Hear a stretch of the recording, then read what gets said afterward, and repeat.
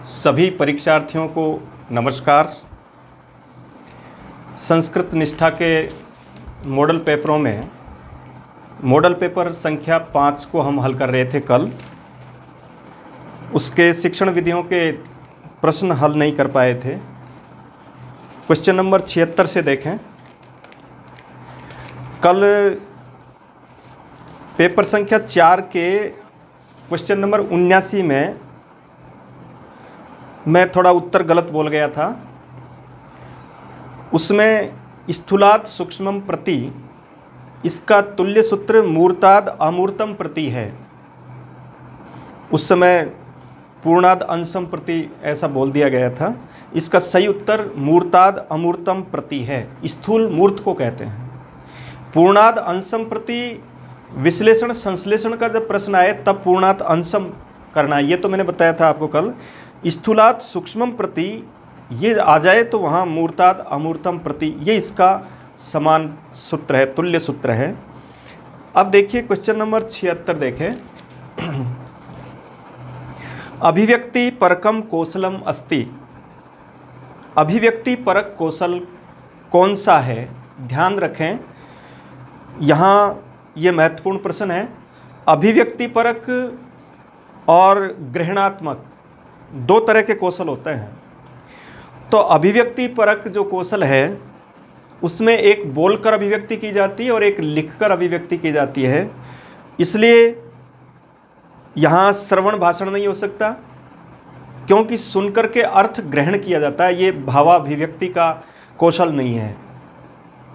इस तरीके से समझे हम कि श्रवण का अर्थ है सुनना और सुनकर के अर्थ ग्रहण किया जाता है, अभिव्यक्ति नहीं होती।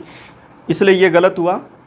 भाषणम पठनम च, भाषण यानी बोल करके अभिव्यक्ति तो की जा सकती है, लेकिन पढ़ करके हम अर्थ ग्रहण करते हैं, यह भी राइट नहीं है। और तीसरा है पठनम लेखनम च, यहाँ भी पढ़ करके हम अर्थ ग्रहण करते हैं लेकिन लिखकर अभिव्यक्ति करते हैं, तो ये भी गलत है। तो द राइट आंसर है भाषण यानी बोल करके अभिव्यक्ति की जाती है अथवा लिखकर अभिव्यक्ति की जाती है। इसलिए जब भी कभी ऐसा प्रश्न हो कि अभिव्यक्ति परक कौशल कौन सा है, याद रखें वहाँ भाषण और लेखन को आपको राइट करना है, और बाकी जो दोनों हैं वो ग्रहणात्मक पक्ष से हैं। इनपुट और आउटपुट इनके उत्तर के रूप में माने जाएं। क्वेश्चन नंबर 77 देखें। संग्रहालय किस प्रकार का साधन है? संग्रहालय में वस्तुएं देखी जाती है, इसलिए ये दृश्य साधन है। आगे लिखा है 78 नंबर का क्वेश्चन। 1 सितंबर 1961 को कौन सी संस्था की स्थापना हुई थी? 1 सितंबर 1961 को एनसीईआरटी की स्थापना हुई थी, इसलिए एनसीईआरटी राइट करें। ये जो क्वेश्चन है ये इतना ज़्यादा संभावित तो नहीं है, लेकिन कई बार समितियों से संबंधित प्रश्न पूछा गया है। गई परीक्षा में भी पूछा गया था, जिसमें नरेंद्र नाथ समिति का प्रश्न आया था। अब की बार जो प्रश्न है आप याद रखें, एनसीईआरटी, एनसीटी, एससीईआरटी तीनों के इनका कब ये प्रारंभ हुई थी, इनका मुख्यालय कहाँ है, राज्य से संबंधित कौन सी है, अथवा जो आयोग हैं संस्कृत आयोग, राममूर्ति आयोग, कोठारी आयोग, मुदालियर आयोग, उनका समय याद रखें वो कब आया था। और एक जो आपकी ये जो शिक्षण पद्धति है जिसमें 68, 86 और 2000, उसको आपको याद रखना है। इनसे संबंधित एक प्रश्न आ सकता है। तो ये 5-7 क्वेश्चन बनते हैं, यहाँ याद रखें आप। इसके बाद देखिए अगला 79 नंबर का क्वेश्चन है। अग्निवाक् भूत्वा मुखम प्राविशत, वाक्यमिदं केन कौशलेन संबद्धम। अग्नि रूपी वाणी होकर मुख में प्रवेश कर गई, तो यह वाणी से संदर्भ भाषण का है। ब ऑप्शन करेंगे भाषणेन। याद रखें, ऐसे डायरेक्ट ये वाक्य उठ करके आ सकता है। अग्निवाक् भूत्वा मुखम प्राविशत मंत्रों के वाक्य हैं, और जो शिक्षाविद हैं उन्होंने संबंधित जो कौशल है उसमें इनको डाला है। तो अग्निवाक् भूत्वा मुखम प्राविशत, ऐसा अगर वाक्य आता है, पूछता है कि ये किससे संबंधित है, तो उसमें आपको भाषण उत्तर भरना है। शिक्षकः शुद्धोच्चारण पूर्वकम अध्यापयति, छात्रापि तथैव अध्ययनं कुर्वन्ति, अत्र शिक्षणस्य सिद्धांत अस्ति। यह कौन सा शिक्षण सिद्धांत है? शिक्षक शुद्ध उच्चारण पूर्वक अध्यापन कार्य करवाता है, पढ़ाता है, और छात्र भी उसी प्रकार अध्ययन करते हैं। अध्यापक जैसा बोलता है छात्र भी वैसा ही बोलते हैं, अध्यापक जैसा लिख रहा है छात्र भी वैसा ही लिख रहे हैं। तो यहाँ ये जो सिद्धांत होगा वो अनुकरण का सिद्धांत होगा। इसको संशोधन का सिद्धांत भी कहते हैं। याद रखें, जब इसके पर्याय सिद्धांत के बारे में पूछा जाए तो आपको अनुकरण से सिद्धांत की जगह पर संशोधन का सिद्धांत, क्योंकि उसमें बालक संशोधन करता है। क्वेश्चन नंबर 81 पर देखें आप, पाठकानां संख्या दृष्ट्या पठनस्य प्रकारा भवन्ति। पाठकों की संख्या की दृष्टिकोण से पठन के प्रकार होते हैं। तो दो प्रकार होते हैं पठन के, एक एकल पाठ होता है, एक सामूहिक होता है। एक व्यक्ति जब पढ़ता है तो वो एकल पाठ कहलाता है, और एक से अधिक व्यक्ति जब उसको पढ़ते हैं तो वो सामूहिक पाठ कहलाता है। इसलिए पाठकों की संख्या के दृष्टिकोण से जो पठन के प्रकार हैं वो दो प्रकार हैं। अगला है मौन वाचनम वाचनस्य सर्वोत्तम विधि है अस्ति कस्य कथनम। ये किसका कथन है कि मौन वाचन वाचन की सर्वोत्तम विधि है? मौन वाचन पर सबसे अधिक काम जूड़ ने किया है, इसलिए ब ऑप्शन राइट करेंगे हम। जॉन कॉटन डेना का जब नाम आए तो वो पठन कौशल पर सर्वाधिक जोर दिया है उसने, ऐसा याद रखेंगे। इसके बाद आता है प्रस्तावनाया अपरम नाम अस्ति। प्रस्तावना का दूसरा नाम क्या है, ये भी याद रखें अच्छी तरह से। उन्मुखीकरण प्रस्तावना का दूसरा नाम है। प्रस्तुतिकरण का दूसरा नाम विषयोपस्थापन है। तो अगर प्रस्तुतिकरण का नाम पूछा जाता है तो उसको विषयोपस्थापन कहेंगे। A new approach to Sanskrit, ये किस शिक्षाविद की रचना है? A new approach to Sanskrit VP Bokil की रचना है, जिसने प्रत्यक्ष विधि पर काम किया है। तो यहाँ वीपी वोकिल भरें, ये नाम बड़े महत्वपूर्ण है। डॉक्टर वेस्ट आए तो पाठ्यपुस्तक विधि का नाम भरें, वीपी वोकिल आए तो प्रत्यक्ष विधि का नाम भरें। अगला क्वेश्चन है पाठ समाप्ते प्राक यत मूल्यांकनम क्रियते। इस क्वेश्चन को काफ़ी विद्यार्थियों ने गलत किया है, यहाँ थोड़ा सा अर्थ समझ करके भरें। इसमें ज़्यादातर लोग पाठोपरांत मूल्यांकन भर रहे हैं। इसका सही उत्तर है पाठांतर्गत मूल्यांकन। इसका अर्थ है पाठ समाप्ति से पहले जो मूल्यांकन किया जाता है। प्राक का मतलब पहले से है, इसलिए याद रखें पाठ समाप्ति से पहले पाठांतर्गत मूल्यांकन ही किया जाता है। पाठ समाप्ति के बाद पाठोपरांत मूल्यांकन किया जाता है। इसलिए प्राक शब्द का अर्थ समझें और इसमें आप उत्तर पाठांतर्गत मूल्यांकन भरें। अगला है वस्तुनिष्ठ परीक्षा कितने प्रकार की होती है? याद रखें वस्तुनिष्ठ परीक्षा दो प्रकार की है, और उन प्रकारों में आपको नाम भी याद रखने हैं। एक प्रत्यास्मरण है और एक प्रत्यभिज्ञान है। प्रत्यभिज्ञान में पहचानना होता है, प्रत्यास्मरण में याद करना होता है। तो याद करने में रिक्त स्थान हो सकता है, साधारण प्रश्न हो सकते हैं। और जो प्रत्यभिज्ञान है उसमें संयोजन के प्रश्न हो सकते हैं, उसमें विकल्पात्मक प्रश्न हो सकते हैं, उसमें अन्यतर प्रत्युत्तर प्रश्न हो सकते हैं, जो दो में से हाँ ना भरवाया जाता है। ऐसे जो प्रश्न हैं वो वस्तुनिष्ठ परीक्षा के प्रत्यभिज्ञान वाले प्रश्न हैं। इसमें से एक क्वेश्चन आएगा, या तो प्रत्यभिज्ञान आ सकता है, प्रत्यास्मरण आ सकता है, उसका कोई भेद आ सकता है, वस्तुनिष्ठ परीक्षा के भेद पूछे जा सकते हैं। याद रखें प्रत्यभिज्ञान प्रत्यास्मरण के जितने भी प्रकार के प्रश्न हैं उनको अच्छी तरह से याद रखें। अगला है किम असंगतम, कौन सा गलत है? पहला मूल्यांकनस्य क्षेत्रम व्यापकम मापनस्य सीमितम। मूल्यांकन का क्षेत्र व्यापक होता है और मापन का सीमित है, बिल्कुल राइट है।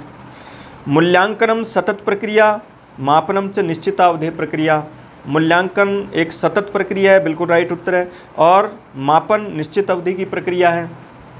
मूल्यांकनम व्यक्तित्वस्य एकस्मिन् पक्षे बलम ददाति, ये गलत है, इसलिए ये असंगत है। मूल्यांकन व्यक्तित्व के एक पक्ष पर बल देता है, व्यक्तित्व के सभी पक्षों पर बल देता है, तो एकस्मिन नहीं होगा। यहाँ एकस्मिन करने से ये असंगत हो गया। मूल्यांकने मापनम निरीक्षणम च सन्निहिते भवतः। मूल्यांकन में मापन और निरीक्षण ये दोनों समाहित होते हैं, राइट उत्तर है। तो ये 3 राइट हैं, इसमें एक असंगत है। 3 संगत है और एक असंगत है। मूल्यांकन व्यक्तित्व के सभी पक्षों पर बल देता है, ये होगा इसका संगत, और ये असंगत है एकस्मिन् पक्षे। अगला है क्वेश्चन नंबर 88, पहले भी आ गया ये। दंडान्वय विधौ दंडस्य प्रतीक वाक्यम। अगर ये पूछा जाए दंडस्य अर्थ है किम, अर्थ और प्रतीक अलग अलग है। प्रतीक किसके लिए कहा जा रहा है, अर्थ का मतलब इस शब्द का क्या अर्थ है। तो दंड का अर्थ तो ग्रंथि युक्त दंड है, लेकिन इसका दंड का जो प्रतीक है वो वाक्य है। अगर उसका अर्थ पूछा जाए कि दंड का अर्थ क्या होता है, तो ग्रंथि युक्त दंड होता है, और वो उसका दंड का प्रतीक क्या है, तब आपको वाक्य भरना है। अगला है कथा शिक्षण से विधिरस्ति। कथा शिक्षण की विधि कौन सी है।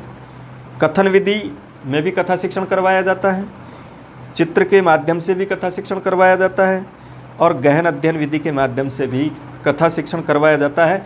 ऐसे में उपयुक्त सर्वे राइट होगा, द उत्तर राइट है। 2 अगर राइट है आपके याद, तो वहाँ उपयुक्त सर्वे ही भरना है। 90वां क्वेश्चन,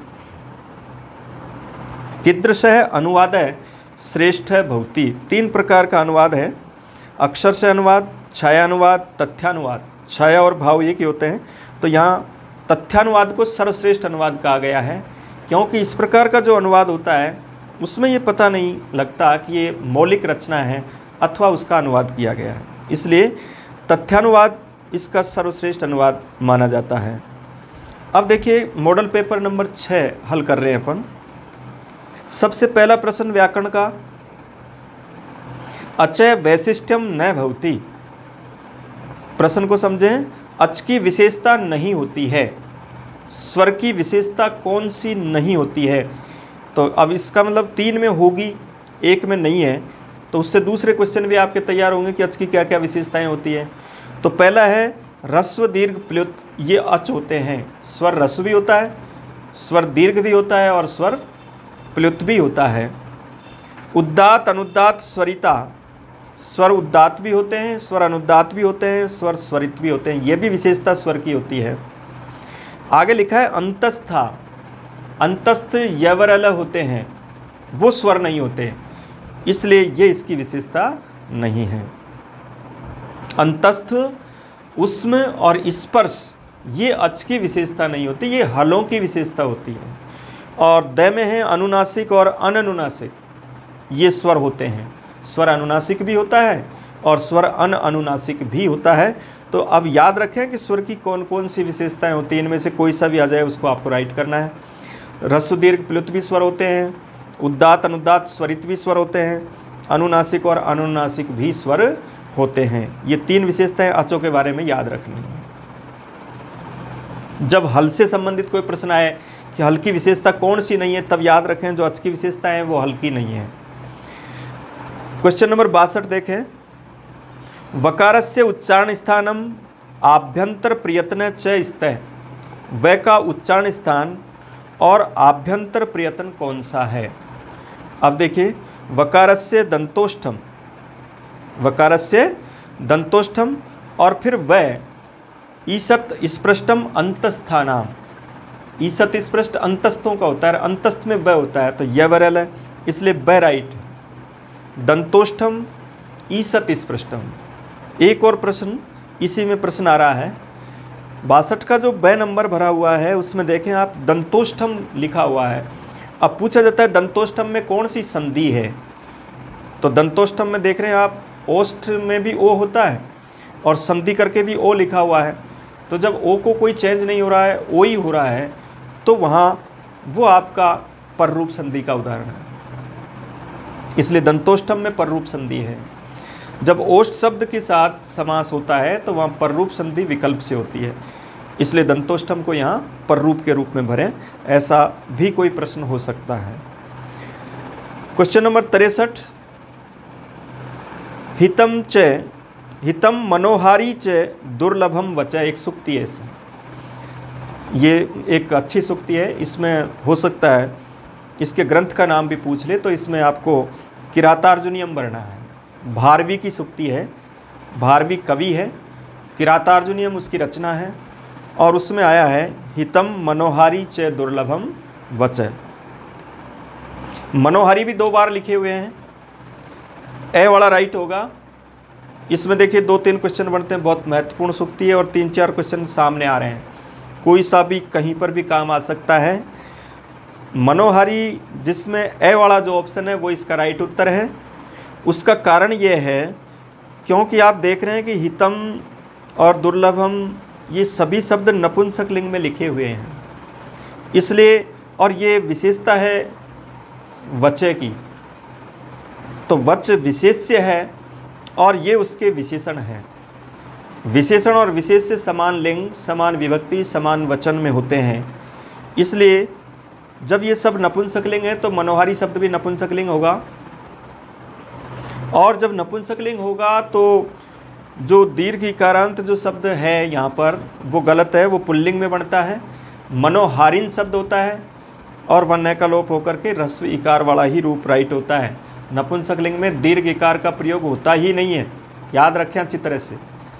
कहीं 4 ऑप्शन आ जाए कि इसमें नपुंसक लिंग का कौन सा है कौन सा नहीं है, जिसके पीछे दीर्घ मात्रा लिखी हुई है, प्रथमा विभक्ति एक वचन में है, वो कभी भी नपुंसक लिंग में नहीं होगा, उसमें ह्रस्व मात्रा ही आनी चाहिए, चाहे वो ह्रस्व ई हो सकता है अथवा ह्रस्व उ हो सकता है अथवा ह्रस्व ए हो सकता है अथवा ह्रस्व री हो सकता है। यही नपुंसक लिंग की पहचान है, या तो मैं हलंत होगा या फिर ए ह्रस्व होगा लास्ट में, या ई ह्रस्व होगा या उ ह्रस्व होगा, दीर्घ मात्रा नहीं होगी। इसलिए याद रखें जब नपुंसक लिंग उत्तर भरना हो तो ह्रस्व के रूप में भरें।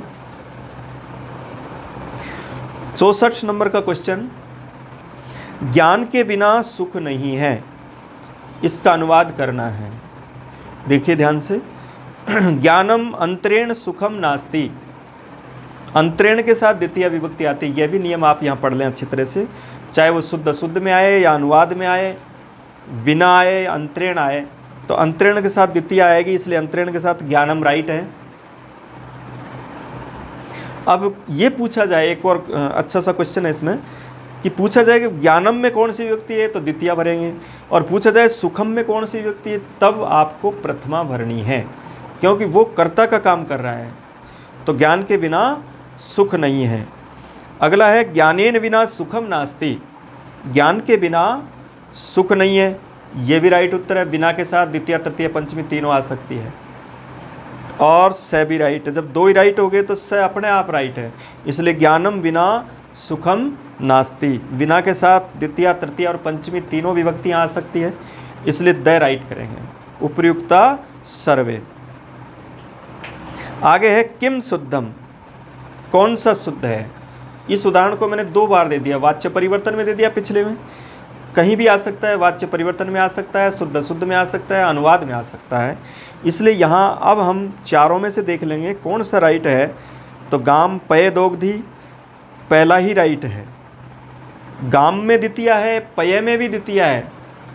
कुछ शब्द ऐसे हैं जिनके द्वितीय विभक्ति के एक वचन में भी विसर्ग आता है, जबकि द्वितीय विभक्ति के एक वचन में अम का प्रयोग होता है, मैं का प्रयोग होता है अधिकतर। लेकिन कुछ ऐसे शब्द सकारांत नपुंसकलिंग शब्द हैं जिनके बाद में विसर्ग आता है और वो द्वितीय विभक्ति एक वचन में भी होते हैं। पय है, मन है, यश है, वच है, ऐसे शब्दों में याद रखें वहाँ द्वितीय और प्रथमा का एक जैसा रूप बनता है और द्वितीय में भी विसर्ग का प्रयोग होता है। तो गाम पय दोग्धी को राइट करें। वाच्य परिवर्तन पूछे तो गो पय दुह्यते करें। अनुवाद पूछे गाय से दूध दोता है तो गाम पय दोग्धी, तीनों का उत्तर हो गया। तीनों में से कोई आ सकता है। बलिम यास्ते वसुधाम भी आ सकता है, तंडुलान ओदनम पस्ती भी आ सकता है, माणवकम पंथानम प्रच्छति भी आ सकता है, और ग्रामम अजाम नयति। ये 5 उदाहरण अच्छी तरह से पढ़ें आप। अगला देखिए, निम्नलिखितम अपठितम गद्यांशम आधारीकृत्य निम्नांकिता प्रश्ना समाधेया। एक पैराग्राफ दिया गया है और उसमें से कुछ क्वेश्चन पूछे गए हैं। तो सबसे पहले देखिए, एषः समुद्र तटः अत्र जना पर्यटनाय आगच्छन्ति, यहाँ लोग पर्यटन के लिए आते हैं। केचन तरंगहि क्रीडन्ति, कुछ तरंगों से खेलते हैं।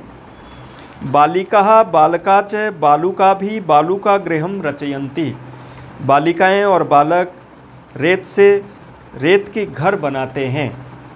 रचयन्ति।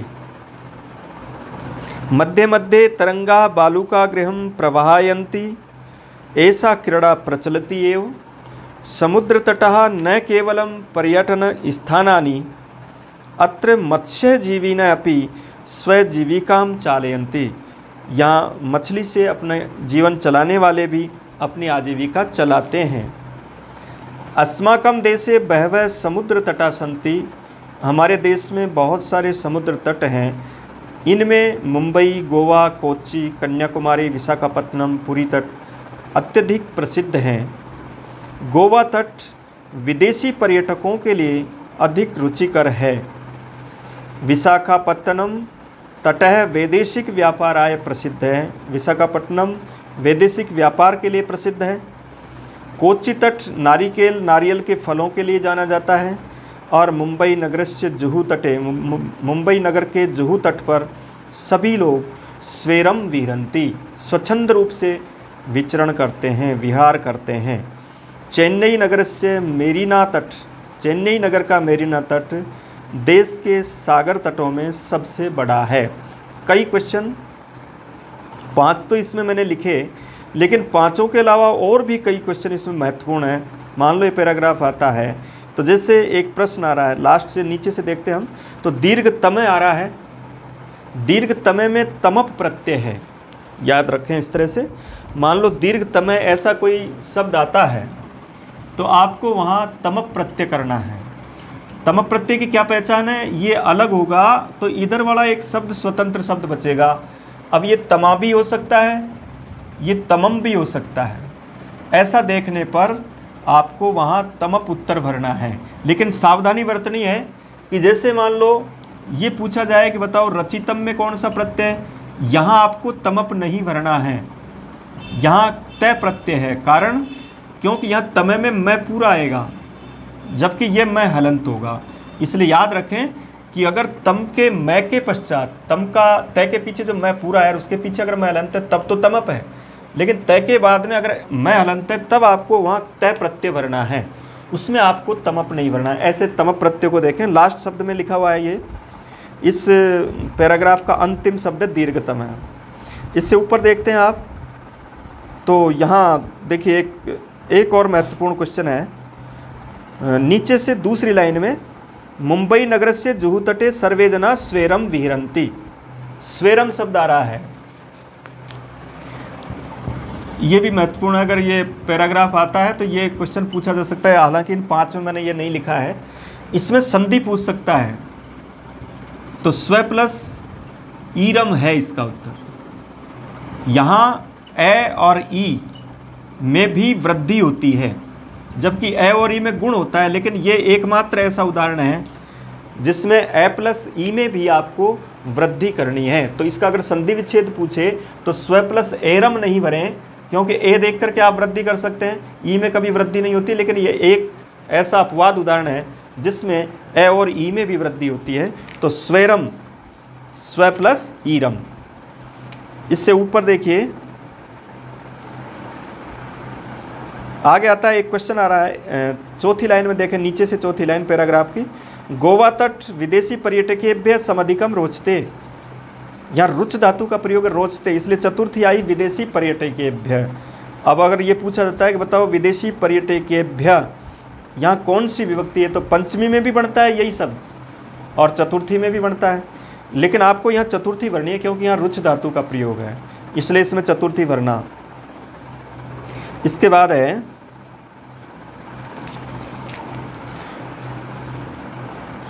एक मत्स्यजीवी न, ऊपर से चौथी लाइन पैराग्राफ की, उसमें लिखा है मत्स्यजीवी न अपि स्वजीवी का। पूछता है कि मत्स्यजीवी ने कौन सी विभक्ति का कौन सा वचन है, तो मत्स्यजीवी ने प्रथमा विभक्ति का बहुवचन है, ये करता है चालयंती क्रिया का। और आगे लिखा है केचन तरंगई क्रीडंती, पूछा जाता है कि तरंगई में कौन सी विभक्ति है, तो तृतीया का बहुवचन है। पर्यटनाय में कौन सा प्रत्यय, पर्यटन में अनम आ रहा है पीछे, ल्युट प्रत्यय है, वो चतुर्थी का एक वचन होकर के पर्यटनाय बना है। अब इसके क्वेश्चन देखते हैं हम। क्वेश्चन नंबर 66 में पूछा कि केचन तरंगई क्रीडंती, अत्र कारकम अस्ति, यहाँ तरंगई में कौन सा कारक, तो तरंगई तृतीया का बहुवचन है और तृतीया के साथ कर्ण कारक होता है, साधक तमम कर्णम, इसलिए स राइट करें। स्वजीविकाम अत्र समास अस्ति, स्वजीविकाम में कौन सा समास है। अब याद रखें, जब भी स्व के साथ कोई भी शब्द जुड़ा हो, इसको तो चाहे रटा हुआ याद रख लें आप, स्व के साथ एक ही शब्द अगर जुड़ा हुआ है कोई, तो वहाँ आपको षष्ठी तत्पुरुष ही उत्तर भरना है। अपनी जीविका, अपना अपनी अर्थ हो रहा है फर्स्ट में, वहाँ षष्ठी तत्पुरुष भरें। स्वदेश, स्वजीविका, स्व माता पितरौ, स्वजननी जनकौ, सब में षष्ठी तत्पुरुष भरें। स्व शब्द देख करके षष्ठी तत्पुरुष भरें, स्वेच्छा हो, स्वदेश हो, कोई भी हो। अगला है प्रसिद्ध है अत्र प्रत्यय अस्ति, प्रसिद्ध है लास्ट में ध और विसर्ग, तय प्रत्यय को तय को ध भी हो सकता है, ध भी हो सकता है और तय भी हो सकता है, इसलिए यहाँ पहला ए राइट है। प्रय उपसर्ग है, सिद्ध धातु है और तय प्रत्यय है। क्वेश्चन नंबर 69,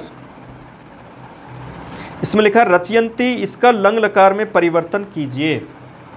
तो रचयंती में देखिए ए रचत, ए रचियत, ए रचन, ए रचयन, यहाँ द राइट है। आपको सीधा सीधा ये करना है कि जो लट लकार का रूप बन रहा है उसके ती को हटाना है और उसके आगे ए जोड़ना है। जैसे पठंती आए तो ती को हटा दो और ए जोड़ दो, तो क्या बनेगा, ए पठन। और अगर ए वो पठती आता है तो उस ती के ई को हटा दो और ए जोड़ दो, तो ए पठत हो जाएगा।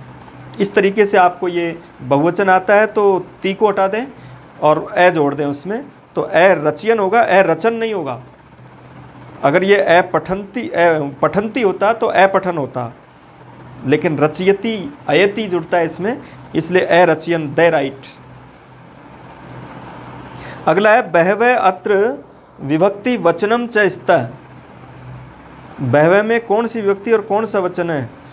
तो बहुत सारे पैराग्राफ में जिस जगह पर बहवे शब्द आया है, आप देख रहे हैं इसी पैराग्राफ में, जो दूसरे नंबर का पैराग्राफ है इसी में, उसकी पहली लाइन में है ये, अस्माकम देशे बहवे समुद्र तटा संति। तो समुद्र तटा संति उसके अनुसार आएगा, प्रथमा का बहुवचन है। इसके बाद है एक श्लोक दिया है, अच्छा श्लोक है, महत्वपूर्ण श्लोक है। निम्नलिखितम अपठितम पद्यांशम अवलंब्य निम्नांकिता प्रश्ना समाधेया। यदा किंचिज्ञो अहम द्विपयो मदान्धः समभवम तदा सर्वज्ञोऽस्मीत्यभवद्वलिप्तं मम मनः। यदा किंचित किंचित बुधजन सकाशादवगतं तदा मूर्खोऽस्मीति ज्वर इव मदो में व्यपगतः। बहुत अच्छा श्लोक है। नीति शतक में भर्तृहरि एक घमंडी जो विद्वान व्यक्ति होता है उसके बारे में कहता है। तो उसमें सबसे पहला प्रश्न है यदा कीदृशम अव्ययम वर्तते, कि इसमें जो यदा शब्द है वो कैसा अव्यय है। यदा यानी, पहले अर्थ कर लें, यदा का अर्थ है जब, और जब किससे संबंधित है, जब होता है समय से संबंधित, तो से राइट, कालवाचक। यदा, तदा, कदा, ये सब कालवाचक हैं। इसके बाद है जहाँ त्रय होगा वो स्थानवाचक है, अत्र तत्र यत्र, ये स्थानवाचक होते हैं। और जहाँ थ आएगा थम, वो प्रकारवाचक होंगे, जैसे इत्थम, कथम, यथा, तथा, ऐसे याद रखें। क्वेश्चन नंबर 72 देखिए, मदान्ध है, इसमें कौन सा समास है। मद से अंधा, अर्थ कर रहे हैं आप, मद से अंधा, बीच में से चिन्ह आ रहा है और कारण भी है, किसके कारण अंधा हुआ, वो मद के कारण, तो तृतीय आएगी, इसलिए मदेन अंध है, ए राइट करेंगे। पहले जो शब्द दे रखा है समास में, सबसे पहले उसका अर्थ करो, अर्थ करके ये देखिए कि क्या वो पीछे वाले शब्द की विशेषता बता रहा है, तो आप कर्मधारय भर दो। अगर वो दोनों शब्द बन के किसी एक अलग व्यक्ति की बात बता रहे हैं तब आप बहुब्रीहि समास भर दें। और जब बीच में कोई चिन्ह आ रहा है, दोनों आपस में जुड़े हुए हैं, तब वो तत्पुरुष होगा, व्यधिकरण तत्पुरुष, विभक्ति लगा देंगे। क्वेश्चन नंबर 73 देखिए, श्लोके अस्मिन् छन्दः अलंकार च स्तः। इस श्लोक में कौन सा छंद और कौन सा अलंकार है। छंद में तो कोई दिक्कत है नहीं, आप 17 अक्षर गिनेंगे और 17 अक्षर का पहला अक्षर, इसमें अक्षर गिन लिया आपने, और उसका पहला वर्ण आ रहा है यदा। यदा के य के ऊपर मात्रा लगाएंगे। अगर य के ऊपर ह्रस्व मात्रा है तो ये शिखरिणी हो जाएगा, और अगर इस पहले अक्षर पे गुरु लगेगा तो वो मंदाक्रांता हो जाएगा। तो पूरे पे कहीं चिन्ह नहीं लगाना आपको, सिर्फ 17 अक्षर गिन करके पहले अक्षर पे चिन्ह लगाओ। अगर पहला लघु है तो वहाँ शिखरिणी भर दो, और पहला गुरु है तो वहाँ मंदाक्रांता। तो आप देख रहे हैं यदा के य के ऊपर लघु भरा जा रहा है, इसलिए ये शिखरिणी होगा। अब अलंकार थोड़ा सा कठिन होता है। अलंकार में आप देखें इस तरह से कि उपमा और उत्प्रेक्ष दो इसमें ऑप्शन सामने हैं आपके। तो यहाँ इसमें यू आ रहा है, द्वीप यू। यू अगर शब्द के पश्चात जुड़ रहा है तो वहाँ आपको उपमा भरना है, तो इसमें आप उपमा भरेंगे। अगर क्रिया के बाद यू आ रहा है तो उत्प्रेक्षा भरेंगे। तो यहाँ ये कहा जा रहा है कि जब मैं थोड़ा जानने वाला हुआ तो हाथी की तरह मदमस्त हो गया, तो यहाँ पर हाथी की तरह ऐसा कहा, यू कहा, इसलिए ये आपका उपमा अलंकार भरेंगे इसमें। और भी इसमें क्वेश्चन बन रहे हैं, देखिए जैसे कहीं भी ये पूछेगा। अगला क्वेश्चन है जैसे 74 नंबर का, किंचिज्ञ यहाँ कौन सी संधि है? तो देख रहे हैं आप किंचिज्ञ में जय और गे मिला हुआ है। जय और गे च की लाइन के दो अक्षर पास पास आ जाएंगे तो वहाँ इष्टुत्वम भरेंगे, ए राइट करेंगे उसको। और इसके बाद है श्लोके आगते मे इति पदे विभक्ति अस्ति। श्लोक में जो मे शब्द आया है उसमें कौन सी विभक्ति है? तो मे का मतलब यहाँ क्या है? लास्ट लाइन में आया है कि तब मैंने सोचा कि मैं मूर्ख हूँ और इस प्रकार मेरा जो मद था वो बुखार की तरह दूर हो गया। तो मे का अर्थ यहाँ मेरा कर रहे हैं। जब मे का अर्थ हम मेरा कर रहे हैं तो यहाँ षष्ठी विभक्ति है। मे चतुर्थी में भी आता है, लेकिन यहाँ इस श्लोक में मे षष्ठी में आ रहा है, इसलिए इसमें हम स उत्तर राइट करेंगे। अगर मे के साथ देने वाली क्रिया अर्थ हो, जैसे मे देही, तब वो चतुर्थी मानी जाएगी, और यह मे का किसी के साथ संबंधवाचक शब्द है तब वो षष्ठी मानी जाएगी, इसलिए यहाँ षष्ठी ऑप्शन भरें। अब शिक्षण विधियों के क्वेश्चन है, देखिए राष्ट्रीय शिक्षा नीति 2020 में 10+2 के स्थान पर क्या परिवर्तन किया गया? तो 10+2 के स्थान पर पहले की जो शिक्षा नीति थी 1986, उसमें 10+2 लागू किया गया था। तो उसके स्थान पर अब जो नई शिक्षा नीति 2020 है वो 5+3+3+4, ये इसका उत्तर होगा। इसके बाद है उन्नत शीर्ष प्रक्षेपिकाम कीदृशम साधनम अस्ति। उन्नत शीर्ष प्रक्षेपिका, याद रख लें आप एक शब्द कि जब भी प्रक्षेपिका या प्रक्षेपण शब्द आएंगे वो दृश्य यांत्रिक में आएंगे। दृश्य तो होते हैं लेकिन वो यांत्रिक होते हैं, इसलिए दृश्य यांत्रिक प्रोजेक्टर से संबंधित प्रश्न है ये। उन्नत शीर्ष प्रक्षेपिका। मस्तिष्क यंत्रम कथ्यते। मस्तिष्क यंत्र कंप्यूटर को कहा जाता है और कंप्यूटर का संस्कृत नाम संगणकम है, इसलिए मस्तिष्क यंत्रम जब भी आए या संगणक के नाम से कोई प्रश्न आए तो मस्तिष्क यंत्रम उत्तर भरें उसमें आप, तो स राइट करें इसमें। अगला है एकान्निक इति उपाधि कस्मिन विधौ दीयते। एकान्निक की उपाधि किस विधि में दी जाती है? अच्छा प्रश्न है। एकान्निक, द्वयन्निक, त्रियन्निक, ऐसे जो उपाधियां दी जाती है वो पारायण विधि में दी जाती है। पारायण विधि में एक गलती करने वाले को एकान्निक कहते हैं, दो गलती करने वाले को द्वयन्निक कहते हैं, तीन गलती करने वाले को त्रयन्निक कहते हैं। इसलिए जब भी ऐसे कोई शब्द हो संख्या के साथ अन्निक जुड़ा हुआ हो तो उसमें आपको पारायण विधि भरनी है। अगला क्वेश्चन है 80। बुनियादी अर्थात बेसिक शिक्षा के प्रवर्तक कौन थे? ऐसा प्रश्न आया हुआ है और महात्मा गांधी इसका उत्तर भरेंगे। बेसिक शिक्षा, बुनियादी शिक्षा, महात्मा गांधी उत्तर भरें। अगला क्वेश्चन है त्रिभाषा सूत्रे संस्कृतस्य स्थानम अस्ति। त्रिभाषा सूत्र में संस्कृत का स्थान कौन सा है? जब भी ऐसा प्रश्न आए, 3 लैंग्वेज फॉर्मूला का जो क्वेश्चन आए उसमें आपको वैकल्पिक उत्तर भरना है। संस्कृत को विकल्प माना गया, उसमें वैकल्पिक है। इससे आगे है मूल्यांकने भवितव्यम। मूल्यांकन में होनी चाहिए। मूल्यांकन की जो विशेषताएं होती है, तो एक ऐसा कोई ग्रुप है जिसमें मूल्यांकन की तीनों ही विशेषताएं, बाकी ऐसे हैं जिसमें कोई एक नहीं होगी। तो पहला देखते हैं हम, वैधता, विश्वसनीयता, एक पक्षीयता। तो मूल्यांकन में वैधता होती है, मूल्यांकन को वैध होना चाहिए, मूल्यांकन को विश्वसनीय भी होना चाहिए, लेकिन मूल्यांकन एक पक्षीय नहीं होना चाहिए, बहुपक्षीय होना चाहिए। तो ये गलत है, एक पक्षीयता नहीं हो सकती। बी ऑप्शन में लिखा है व्यापकता होनी चाहिए, मूल्यांकन में होनी चाहिए, विवेदनशीलता भी होनी चाहिए और प्रामाणिकता भी होनी चाहिए। तो ब राइट है। मूल्यांकन प्रामाणिक भी होना चाहिए, मूल्यांकन व्यापक भी होना चाहिए और मूल्यांकन विवेदनशीलता का मतलब प्रत्येक प्रकार के विद्यार्थी के लिए अलग अलग तरह का मूल्यांकन होना चाहिए। कुशाग्र बुद्धि के लिए अलग तरह का होना चाहिए, मंद बुद्धि के लिए अलग तरह का होना चाहिए, सामान्य बुद्धि के लिए अलग तरह का होना चाहिए। स ऑप्शन में उपयोगिता सही है, निष्पक्षता भी सही है, लेकिन अवैधता गलत है। द ऑप्शन में व्यावहारिकता सही है, व्यापकता सही है, लेकिन अप्रामाणिकता गलत है, इसलिए बी राइट करेंगे। क्वेश्चन नंबर 83 देखिए, सतत मूल्यांकन का उद्देश्य नहीं है। सतत मूल्यांकन का उद्देश्य कौन सा नहीं है? देखिए, निदान पूर्वकम उपचारात्मक शिक्षणम, रटन प्रवर्ते मुक्ति, शिक्षण से बाल केंद्रीकरणम, छात्राणाम कार्यभारे आधिक्यम। सतत मूल्यांकन ये कहता है कि भाई निदान पूर्वक उपचारात्मक शिक्षण होना चाहिए, ये तो राइट बात है। रटन प्रवृत्ति से मुक्ति दिलाना चाहिए, ये भी राइट है।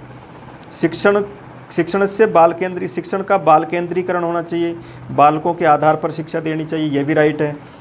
छात्रों के कार्यभार में अधिकता, ये गलत है। सतत मूल्यांकन का उद्देश्य है कि छात्रों के कार्यभार में अधिकता नहीं होनी चाहिए, विदाउट बर्डन होनी चाहिए लर्निंग, इसलिए वहाँ सतत मूल्यांकन के लिए द इसमें नहीं है, इसके उद्देश्यों में शामिल नहीं है। अगला है बी.एस. ब्लूम मते शिक्षा अस्ति, एक आयामी, द्विआयामी, त्रिआयामी। बी.एस. ब्लूम त्रिआयामी शिक्षा मानता है। सस्वर पठनम आवश्यकम अस्ति, सस्वर पठन किस में जरूरी है? बिना सस्वर के काव्य नहीं हो सकता। काव्य का मुख्य उद्देश्य ही सस्वर वाचन होता है, ताकि उसमें रसानुभूति, आनंदानुभूति, सौंदर्यानुभूति की उपलब्धि हो सके। इसलिए सस्वर पाठन का महत्वपूर्ण जो आवश्यकता है वो काव्य में होती है। कस्मिन युग में सर्वे काव्य शिक्षणाय विधेय संति। अब देखिए, ये बहुत अच्छा क्वेश्चन है। जब आप चारों को देखेंगे तो ये हमें पता लग जाएगा कि काव्य शिक्षण की विधियाँ कौन कौन सी, याद भी हो जाएगी। एक ऐसा युग्म होगा जिसमें तीनों ही काव्य शिक्षण की विधियाँ होगी। तो पहला देखो, गीत विधि, व्याख्या विधि। गीत होती है, व्याख्या होती है, लेकिन अन्वय व्यतिरेकी नहीं होती है। अन्वय व्यतिरेकी व्याकरण शिक्षण की विधि है। बी ऑप्शन में देखिए, दंडान्वय, खंडान्वय, ये दोनों होती है, लेकिन प्रपंच अन्वय कोई नहीं होता। स में देखें, भाष्य होती है, समीक्षा भी होती है, टीका भी होती है। ये राइट उत्तर है। भाष्य भी काव्य शिक्षण की है, जिसको दूसरा नाम व्यास विधि होता है। कई बार प्रश्न आया हुआ है कि भाष्य विधि का दूसरा नाम क्या है, तो व्यास विधि। और समीक्षा और टीका। तुलना अर्थानुवाद पुस्तक विधि, ये नहीं है, पुस्तक विधि नहीं है, तुलना और अर्थानुवाद होती है। इसके बाद देखिए क्वेश्चन नंबर 87, मौखिक परीक्षा का भेद है। इसमें देखिए, वस्तुनिष्ठ नहीं होता, वस्तुनिष्ठ लिखित परीक्षा का होता है। रिक्त स्थानों की पूर्ति, यह भी लिखित में होता है। शास्त्रार्थ हम करते हैं तो ये मौखिक परीक्षा होती है, इसलिए ये भी एक महत्वपूर्ण प्रश्न है। तो अब आप देखेंगे कि मौखिक और लिखित परीक्षा में मौखिक परीक्षा के कौन कौन से भेद हैं, उनको ज़रूर याद रखें। किस प्रकार से मौखिक परीक्षा, तो शास्त्रार्थ है, वाचन है, सलाका है, ये मौखिक परीक्षा के भेद हैं, उनको अच्छी तरह से याद रखें। उनमें से कोई शब्द दे देता है कि ये बताओ मौखिक परीक्षा का भेद निम्न में से कौन सा है और कौन सा नहीं है। कतिविधेषु कौशलेषु नैपुण्य संपादनम भाषाया सांकेतिक प्रयोजनम अस्ति। कितने कौशलों में निपुणता भाषा के सांकेतिक प्रयोजन है? तो 4 प्रकार के कौशल होते हैं और चारों में ही निपुणता होनी चाहिए, इसलिए स राइट। चतुर्विदेशु, श्रवण, भाषण, पठन और लेखन, चारों प्रकार के कौशलों में होना चाहिए। 89 नंबर का क्वेश्चन है, धारा प्रवाहेण वक्तुम कै विधि अतिशयन उपयोगी। धारा प्रवाह से बोल सकते हैं हम, ऐसी कौन सी विधि है जिसमें हमको धारा प्रवाह से बोलने में मदद मिलती है? तो आप देख रहे हैं पाठ्यपुस्तक विधि, व्याकरणानुवाद विधि, पाठशाला विधि, प्रत्यक्ष विधि। प्रत्यक्ष विधि एक ऐसी विधि होती है जिसमें जिस भाषा में पढ़ाया जाता है उस भाषा में ही, उस भाषा के अलावा मातृभाषा का हम प्रयोग नहीं करते हैं, उसी भाषा का प्रयोग करते हैं। तो जब उसी भाषा में पढ़ाया जाएगा तो वहाँ उसको हम धारावाहिक रूप से बोल सकते हैं, धारा प्रवाह के रूप में बोल सकते हैं। तो ये प्रत्यक्ष विधि राइट करेंगे इसमें। अगला है गुरुमुखम इति साधनम विद्यते। गुरुमुख किस प्रकार का साधन है? गुरुमुख को श्रवण कौशल का साधन बताया गया है, इसलिए याद रखें। गुरुमुख कई बार हम समझ लेते हैं कि मुख का मतलब बोलना है तो हम भाषण कौशल भर देते हैं, लेकिन गुरुमुख का मतलब गुरु के मुख से निकली हुई वस्तु को विद्यार्थी सुनता है, इसलिए वो श्रवण कौशल का साधन माना गया है गुरुमुखम। और इसके बाद देखिए थोड़ा सा ये मॉडल पेपर नंबर 7 को देखिए।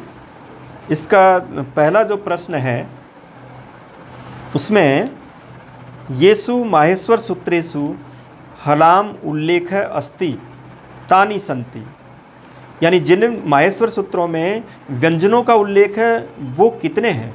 व्यंजनों का उल्लेख 10 में होता है, स्वरों का उल्लेख 4 में होता है, याद रखें। और पूरे माहेश्वर सूत्र 14 होते हैं। 3 तरह के प्रश्न हो गए, स्वर से संबंधित 4, हलों से संबंधित 10 और टोटल 14।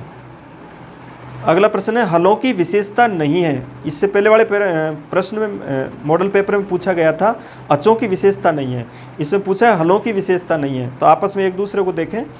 इसमें देखो स्पर्श व्यंजन होते हैं, अंतस्थ भी व्यंजन होते हैं, उसमें भी व्यंजन होते हैं, लेकिन उदात्त स्वर होते हैं। तो द उदात्त हल नहीं होते, हल स्पर्श अंतस्थ और उसमें होते हैं। अगला है 63 नंबर क्वेश्चन।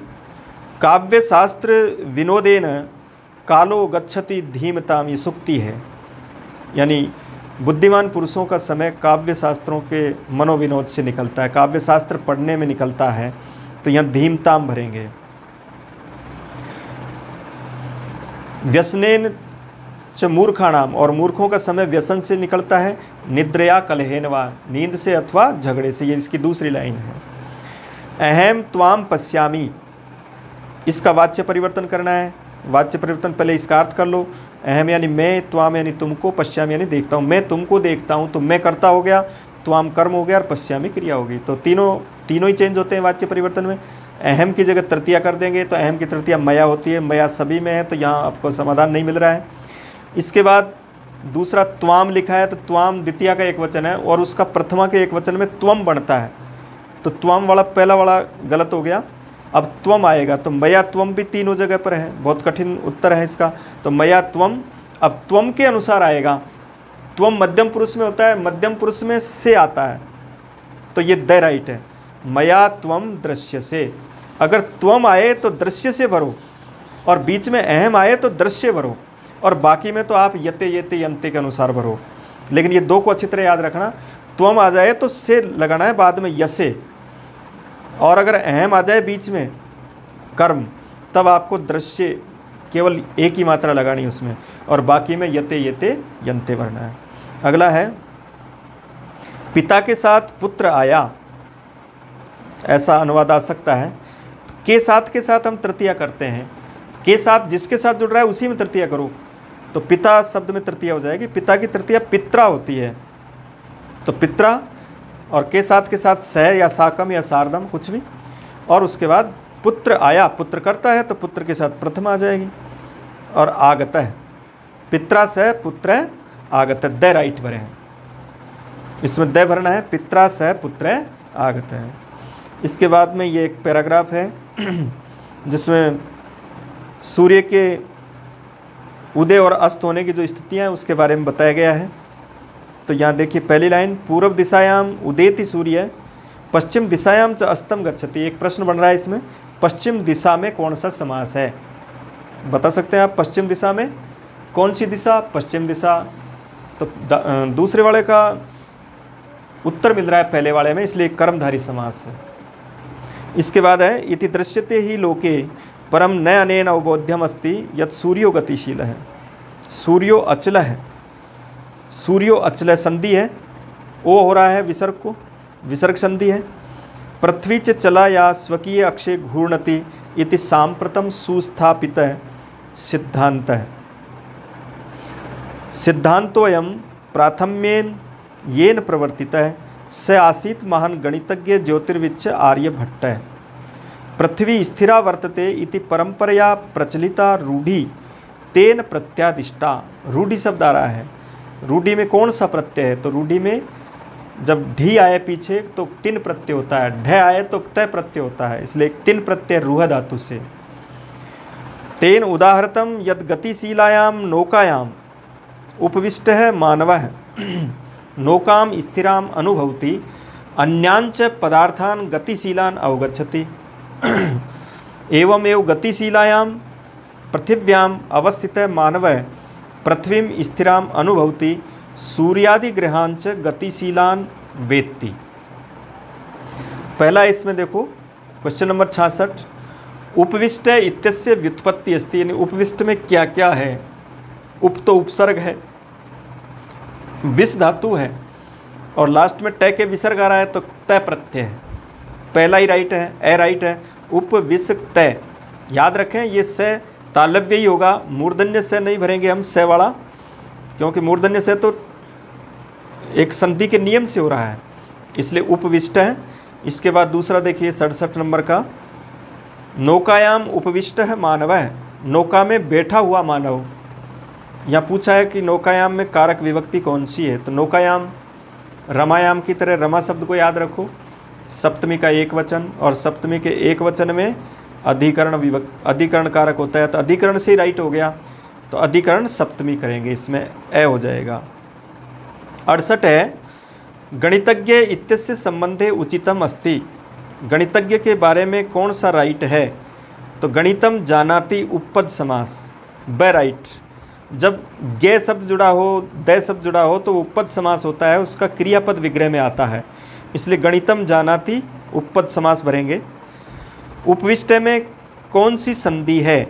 आप देख रहे हैं मूर्धन्य से ट जब आए तो वहाँ इष्टुत्व भरना है, इष्टुत्व में स और ट देख रहे हैं आप, तो इस तरह की जो स्थिति आए वहाँ इष्टुत्व भरना है, तो ये ब राइट करें। क्वेश्चन नंबर 17 है, वेत्ति अत्र धातु अस्ति। वेत्ति में कौन सी धातु है? ये वे नाम की कोई धातु नहीं, वेत भी नहीं है, वित्त भी नहीं है, द राइट है, विद धातु है, इसमें विद भरें।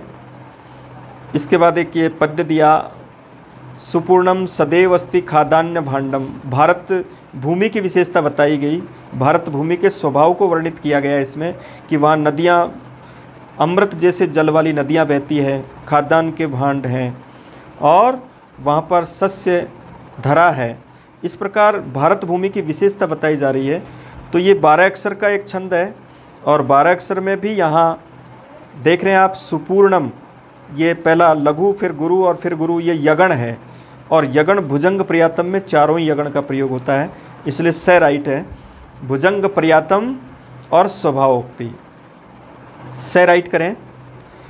आगे है पीयूष तुल्यम, यहाँ इसका समास विग्रह क्या होगा?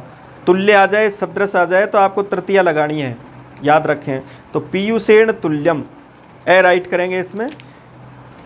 इसके बाद है क्षितौ अत्र विभक्ति अस्ति। क्षितौ में कौन सी विभक्ति है? ये आप कवि शब्द को देखें, हरि शब्द को देखें तो सप्तमी का एक वचन होगा, स करेंगे। और 74 है जलम इयम धरा, ये पद किस लिंग में प्रयुक्त होते हैं? तो जलम देख रहे हो आप, मैं आ रहा है पीछे नपुंसक लिंग, इयम स्त्रीलिंग होता है और धरा भी स्त्रीलिंग होता है, तो नपुंसक स्त्रीलिंग स राइट है। आगे है श्लोके पठितस्य राजते इति क्रियाया कर्ता अस्ति। श्लोक में राजते क्रिया का कर्ता कौन है? कर्ता तो एक ही है वहाँ, भारत स्वर्ण भूमि, इसलिए द राइट करेंगे। तो आज यहाँ तक ही हम इसको हल कर रहे हैं, कल इसके आगे से शिक्षण विधियों के क्वेश्चन हल करेंगे। तो यहाँ तक इसको आप करें और इसके आगे कल की क्लास में निष्ठा कार्यक्रम जो 76वां क्वेश्चन है यहाँ से हम प्रारंभ करेंगे। धन्यवाद।